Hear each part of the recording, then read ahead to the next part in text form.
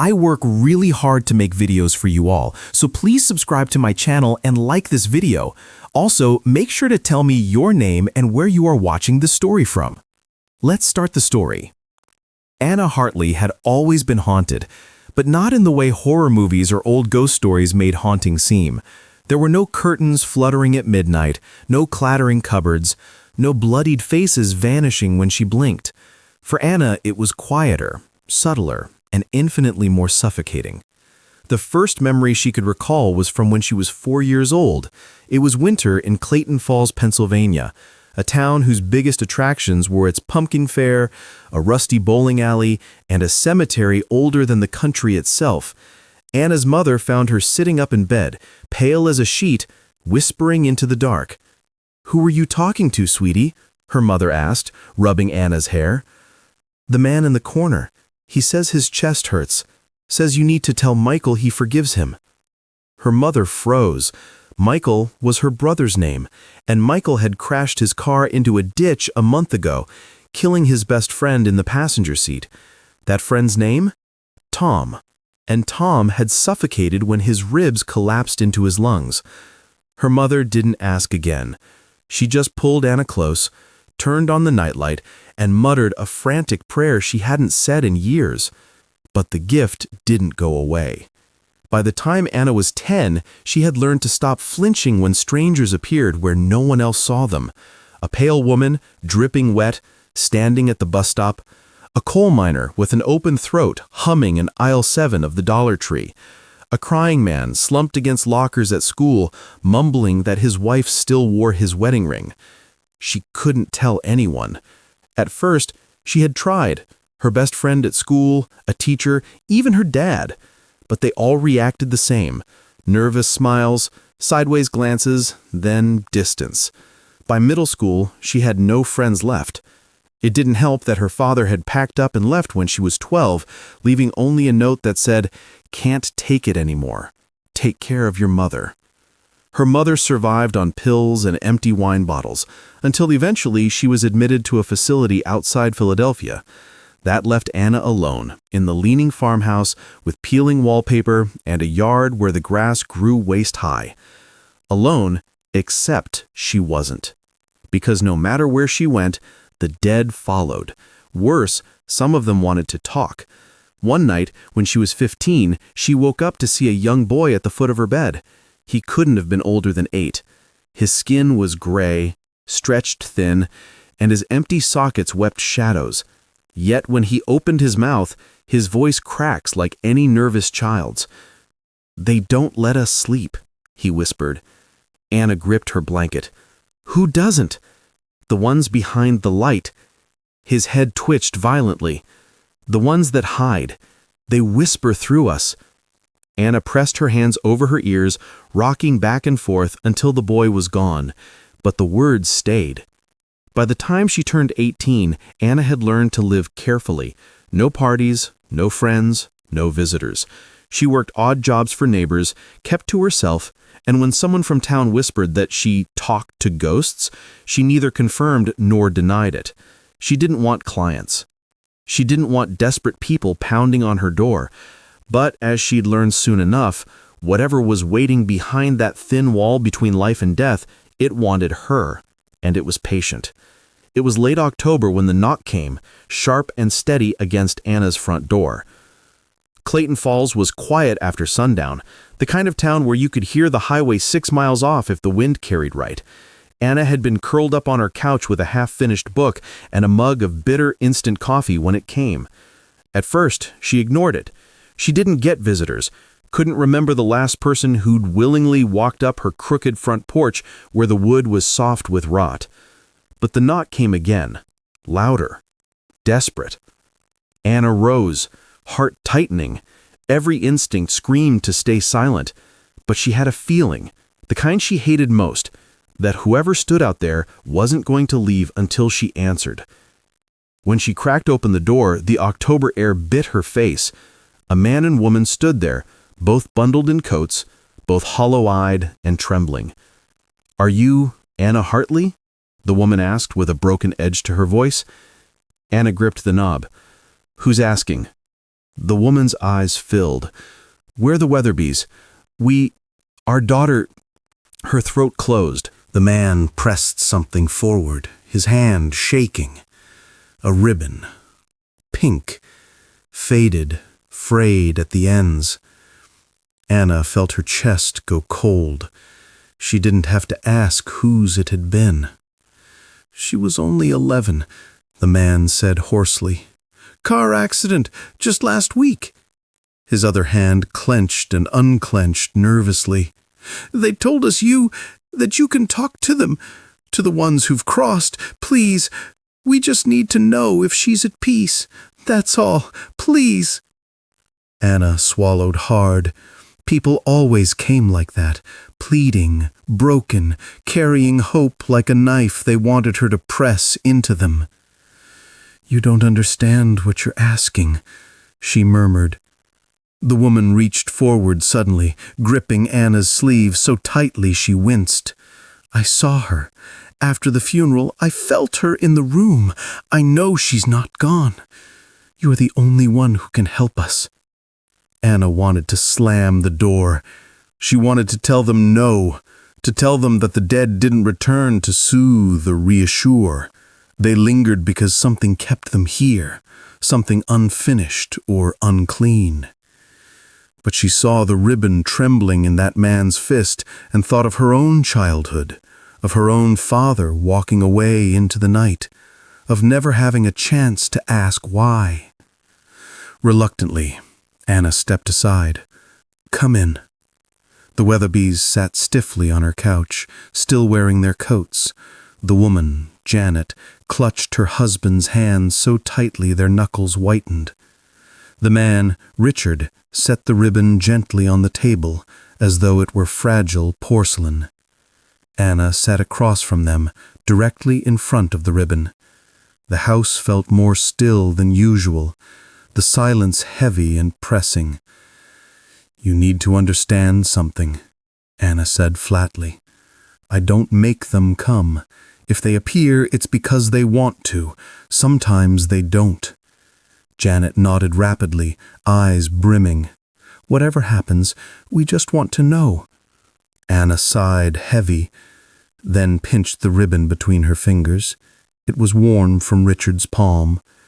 She began quietly, like always, soft whispers, half inviting, half dreading. "Lily Weatherby, if you're with us, we only ask for a sign." At first, nothing. Then the air shifted. The temperature fell like a stone. Small currents of cold slipped through the room, brushing Anna's cheeks. The lamp on the table flickered once, twice. Janet inhaled sharply through her teeth, clutching Richard. Anna closed her eyes. She felt her before she saw her. "Mom?" The voice was small, far away, but real. Janet choked on a sob. In the dim light, a shape began to shimmer in the room's corner, almost like water rippling upward. Slowly it gathered, until the outline of a little girl formed, crooked braids, thin frame, bare feet. Janet lurched halfway off the couch. Richard grabbed her arm, holding her still, his own eyes wet and wide. "Lily," Anna said softly, though her throat was tight. "Are you okay?" The figure turned its face toward her parents. The child's eyes were glassy, confused, shimmering silver like frost on glass. Her lips trembled. "I'm not okay. I'm cold." Janet let out a keening noise, muffled behind Richard's shoulder. "Where are you?" Anna pressed carefully. The girl shuddered. "I can't find the light. It's dark. They're whispering." Anna's stomach dropped. Whispering, the word she dreaded since childhood. "Who?" she asked quietly, though her voice trembled. Lily's head jerked violently as though yanked by something unseen. The figure convulsed, twitching unnaturally. Her mouth opened again, and what came out was not a child's voice. A guttural, hollow growl dragged itself through her throat. "She does not belong to you." The room exploded in chaos. The lamp shattered, plunging them into darkness. Janet screamed. Richard cursed, stumbling to his feet. The ribbon on the table blackened, curling in on itself as though set aflame. Anna bolted upright. She could feel something else in the room now. Not Lily, but something vast and angry pressing against the thin wall between worlds. The air tasted of rot and wet earth, as though a grave had split open. And then, with a final screech, the shape of Lily snapped out of existence. The cold lingered. The Weatherbys clung together, sobbing and gasping in the dark. Richard fumbled for his phone flashlight, his hands shaking. What the hell was that? What was that? That wasn't Lily! Anna stared down at her shaking hands, the smell of soil thick in her nose. For the first time in years, she felt certain of something she had always feared. They weren't just watching. They weren't just whispering. They were reaching through. The Weatherbys fled her house soon after, too terrified even to demand answers.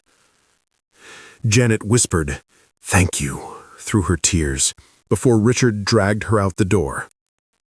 Anna stood alone in her dark living room, shards of glass scattered around her. On the table, the pink ribbon was gone. The silence pressed heavy, but beneath it, deep and low, Anna swore she heard faint chuckling, whispering, satisfied. And on the night air, somewhere beyond her walls, sirens began to rise. The night after the séance, Anna didn't sleep. She sat on her back porch with a cigarette she never lit, just rolling it between her fingers as October frost slicked the grass. The town was unusually restless. Sirens wailing somewhere distant, doors slamming, dogs barking as if sensing something human ears couldn't. Every now and then, she thought she heard it again. Faint whispers, carried on the wind. 100 voices layered over one another, murmuring half-words she couldn't make out. By dawn, news spread. First, it was a rumor. Someone saw a body move in the cemetery. Someone else swore they heard crying from beneath the earth, voices pushing through soil. By mid-morning, those rumors became videos. Shaky phone footage of Clayton Falls Cemetery, a coffin lid splintering like matchstick wood as pale fingers clawed out, dirt spraying in jagged bursts. Someone screamed behind the camera as a shape pulled itself upward. A man's decomposed face jerking as taut muscles strained to drag him out of the ground. His mouth opened, but he didn't moan, didn't groan like some old B-movie ghoul. He spoke. "Anna," he rasped in a wet, choking voice. Then he hissed a laugh, high-pitched, mocking. The video cut out. By afternoon, police had barricaded the main cemetery road. Ambulances flared red as EMTs tried to soothe panicked citizens. But it didn't take long inside the barricade before things collapsed. The dead weren't aimlessly staggering. They were purposeful, erratic, switching from pitiful wails to blood-curdling rage in seconds. They attacked anyone who came near, scratching, biting, clawing at flesh with ragged nails. The town's priest, Father Donnelly, tried walking into the graveyard with a Bible raised. I only heard about it secondhand from panicked neighbors the next day, that he hadn't even made it halfway up the path before something dragged him down. By the time others pulled him out, half his throat was gone, his blood soaking the dirt he'd blessed for 30 years. Bodies aren't staying in the ground, people whispered on porches, in supermarkets, wherever anyone dared gather. Anna didn't need convincing. When she had heard Lily's broken little voice whisper, Their whispering. She knew this was more than disease or accident. It was the thing she had felt since childhood, the others behind the light, like the boy at her bed had once called them. And now they weren't hiding. On the second night, Anna heard the crash from across town. St. Carmichael's Hospital had gone dark. Clayton Falls wasn't big. It only had one hospital, 3 floors tall and already underfunded. But inside its chilly morgue, bodies had started moving hours earlier. A nurse, someone Anna vaguely knew as Tara from high school, was on duty. She called 911, breathless, sobbing. "They're not dead. I zipped them. I swore I zipped them. Oh, Jesus! Oh, God!"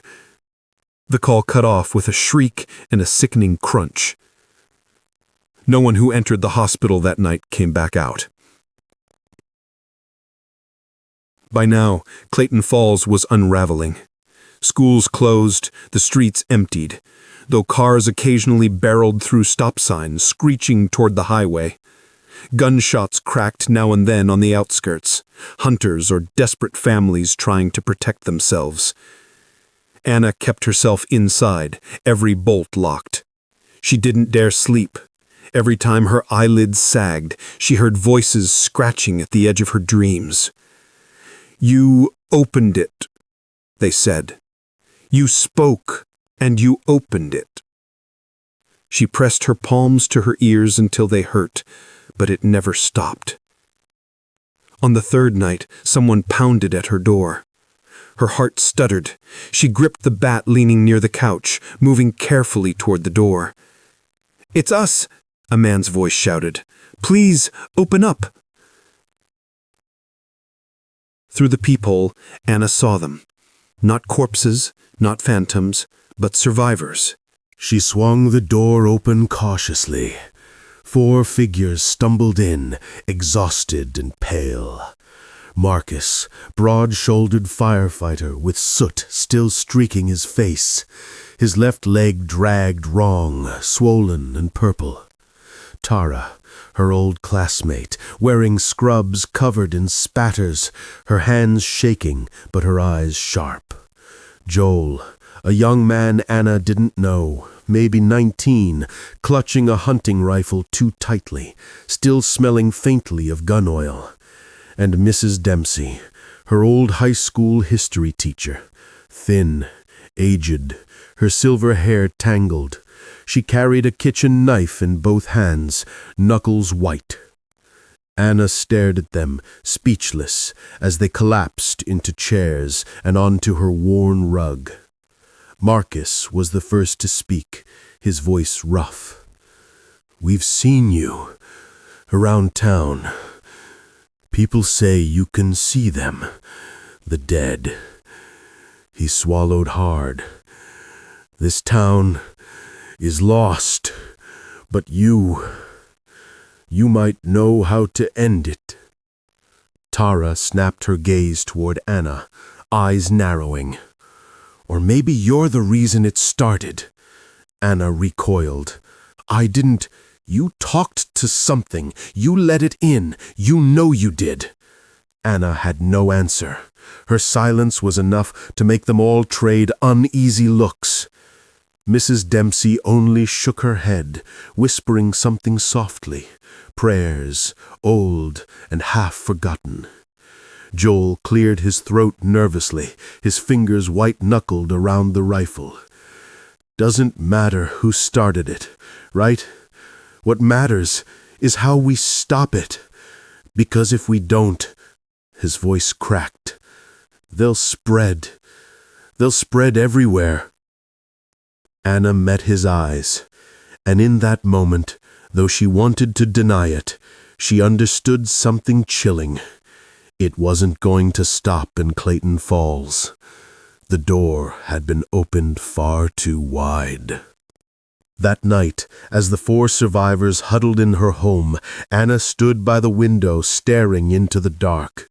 Something moved out there between the bare trees, shapes staggering, swaying, breaking into sprints without warning before screeching into the night like animals.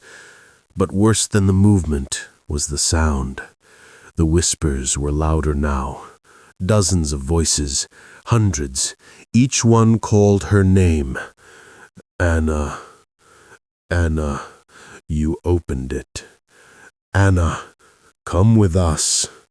Her breath fogged the window pane.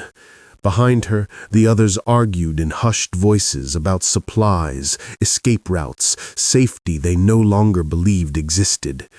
And on the street in front of her house, a small figure staggered into view. It was Lily. Her braids were frayed, her eyes hollowed but burning with pale light, and her mouth-shaped words Anna couldn't hear through the glass. Yet somehow Anna knew exactly what she said. You're already ours. She couldn't lie. She'd been seeing flashes in her dreams, graves ripping open, soil bubbling like boiling tar, and a yawning void beneath the town's cemetery. Something older, festering long before Clayton Falls existed. Yes, Anna whispered. That's where it began. Silence fell. They left the farmhouse that evening. The streets of Clayton Falls were nearly unrecognizable. Windows shattered, cars abandoned mid-road, scorch marks smeared where people had tried fire and failed. The smell of rot was inescapable, carried by every breeze. They moved cautiously, Marcus leaning heavily on Joel's shoulder. Tara guided them, her hands steady but her eyes bloodshot. Mrs. Dempsey muttered prayers so faint only Anna, walking close beside her, could hear. When they passed the diner and a glance through the broken window, a figure sat slumped in a booth, the waitress who used to serve her coffee and pie when she came in alone. For a brief second, Anna thought she'd just fallen asleep, her blonde curls spilling across the countertop. Then the head tilted up. Her face was slack, but her mouth opened far too wide. A voice, 3 voices, layered, slithered out. Anna. The group froze. Joel yanked up his rifle, finger trembling on the trigger. No, Anna hissed. Don't. The thing only smiled with too many teeth, then slammed its head against the glass so hard blood spiderwebbed across it. They hurried away. When darkness fell, they took shelter in the ruined St. Mary's Chapel near the cemetery. Its stained glass windows were shattered, colored shards crunching under boots. The altar was overturned, burned by something corrosive. Inside, it was colder, unnaturally so. Anna felt them immediately, dozens of spirits pressed against the veil, shuddering in broken flashes at the edges of her vision. A soldier missing half his jaw, a teenage girl with her wrists carved open, a faceless infant wailing without sound. Tara noticed her stiffen and snapped, "What do you see?" Anna shook her head quickly. "You don't want to know." Mrs. Dempsey, hunched by the altar, whispered instead, "They've been here longer than us, longer than this town. Something brought them, and something feeds them." She fixed her sharp old eyes on Anna. "You're connected." That seance was not the beginning, just the spark in a house already filled with gas. Anna shivered. "Then what's the fire?" Outside, a howl ripped through the silence. Not an animal, not even human. Something deeper, echoing like it came from inside the earth itself. Later that night, as they rested in uneasy silence, Joel confronted her. "I saw you," he whispered harshly, "back at your house. Something was outside staring at you, and you didn't tell us." Anna stiffened. It was Lily. "The little girl? The one who died? How the hell do you think that looks, huh?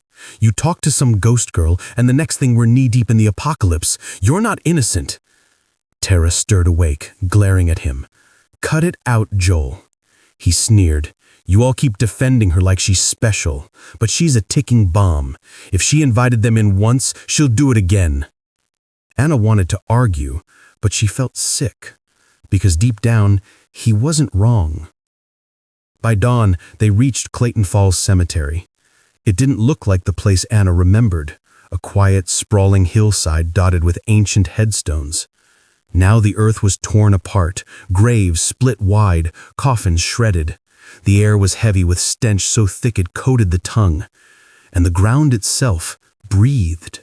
Subtle, but unmistakable, as though something underneath was pulsing slowly like a heart. Marcus slumped down against the gate, his face ashen. Tara knelt beside him, but the look in his eyes said what his mouth didn't. He knew he wasn't surviving another hour. "Go," he rasped. "Finish it." The others hesitated.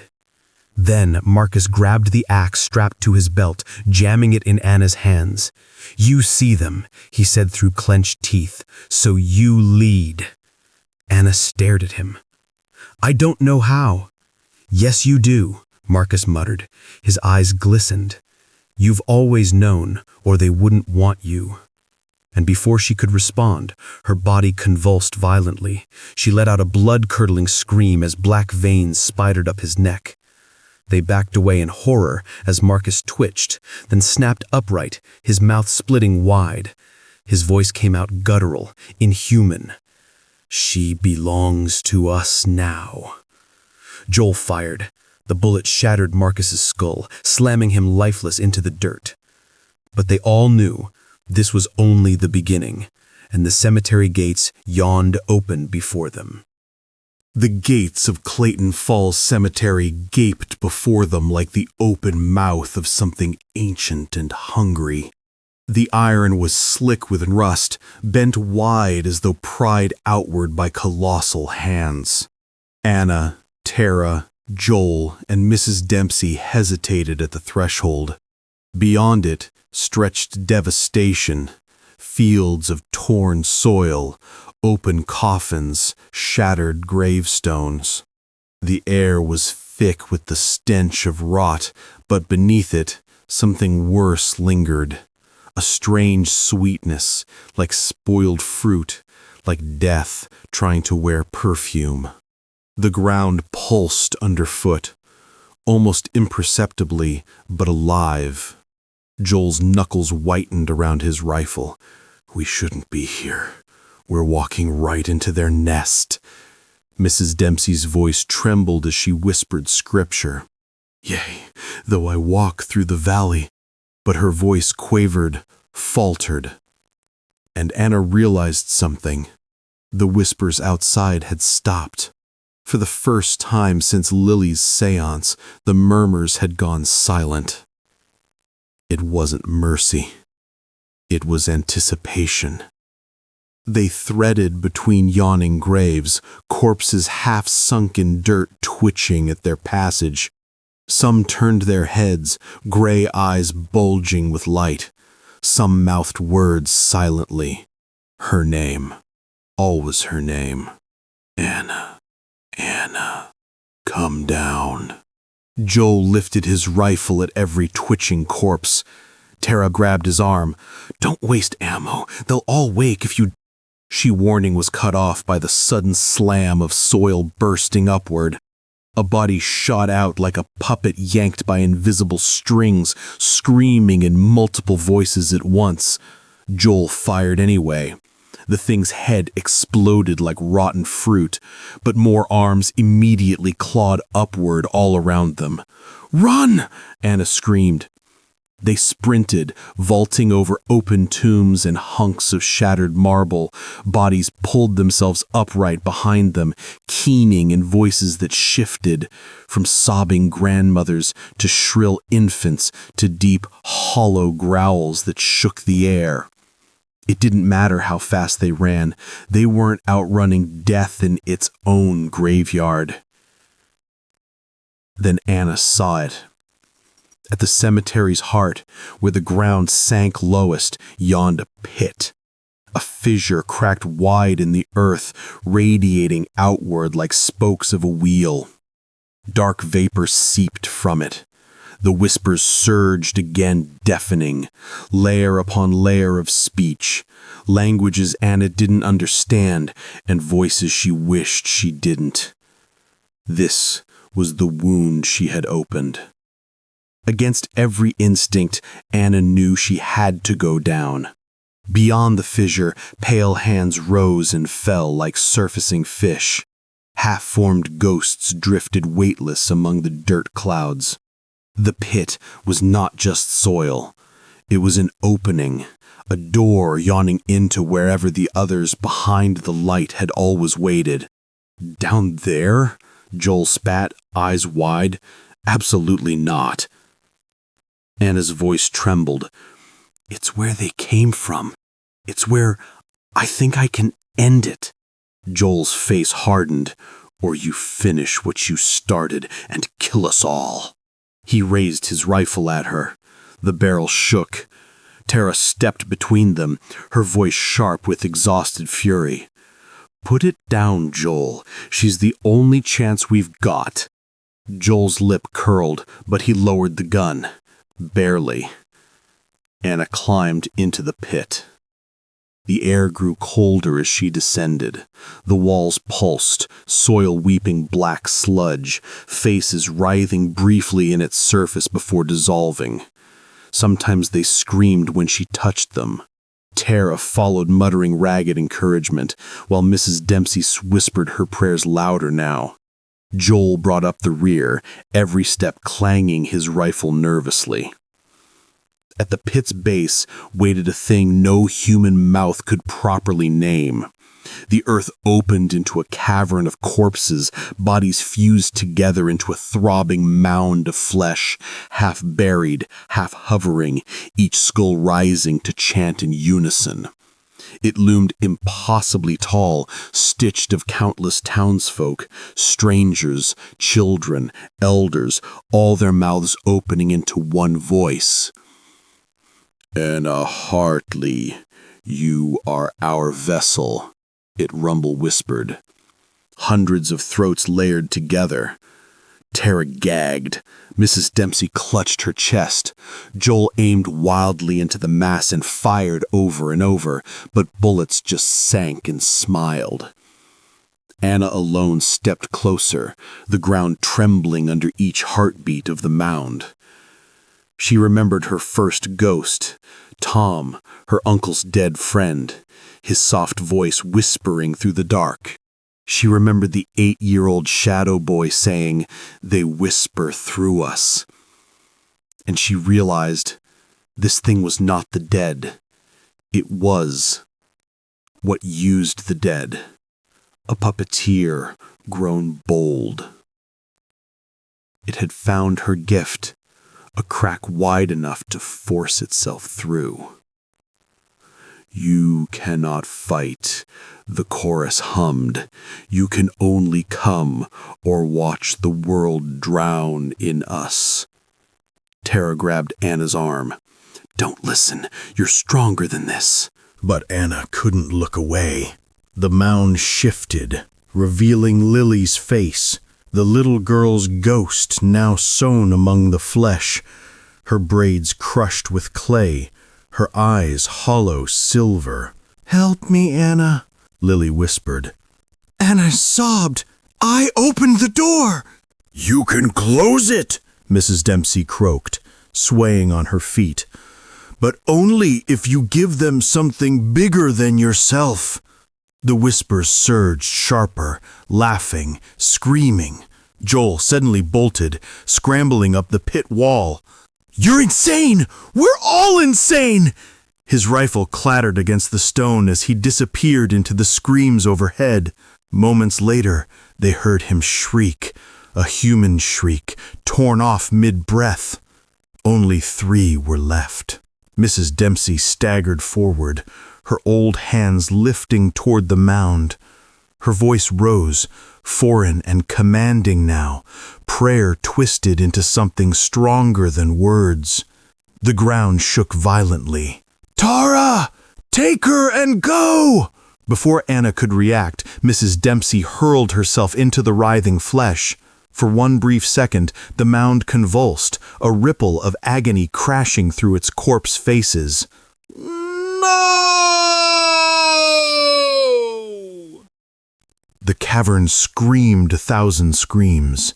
Tara dragged Anna backward, the fissure pulling itself tighter. With Mrs. Dempsey's sacrifice, the door was beginning to shut. The mound collapsed inward on itself, folding, breaking, devouring its own faces. But Lily's voice still reached out. "Stay, Anna. You belong here." And Anna knew, if she stayed, she could seal it forever. If she fled, it would return again someday. Tara clawed at her, yelling, "Don't! Don't you dare leave me alone!" Tears streaked through the grime of her face. Anna pressed the ribbon, Lily's blackened ribbon still hidden in her pocket, into Tara's hand. Then she stepped back into the pit. The mound welcomed her with a roar. For an instant, Tara saw every spirit in Clayton Falls glow around her. Hundreds of outlines rising, pulling, searing themselves into Anna's body as the earth groaned shut. Anna screamed once, a sound ripped by 1,000 others joining her, and then the fissures slammed closed. The ground went still. The whispers ended. Clayton Falls was gone within weeks, blocked off by military barricades, sealed on maps, erased in whispers. Survivors, few as they were, vanished off into obscurity, their stories dismissed as trauma and madness. But legends spread. A town where the dead didn't stay dead. A girl who disappeared into the earth to stop them. They called her a witch, a saint, a monster. Yet sometimes, hunters in Pennsylvania woods swear, on long winter nights, you hear a voice at the edge of the trees. Not one voice, but hundreds, all murmuring together. One whisper always rises above the rest. Softer, clearer. "I only wanted to help."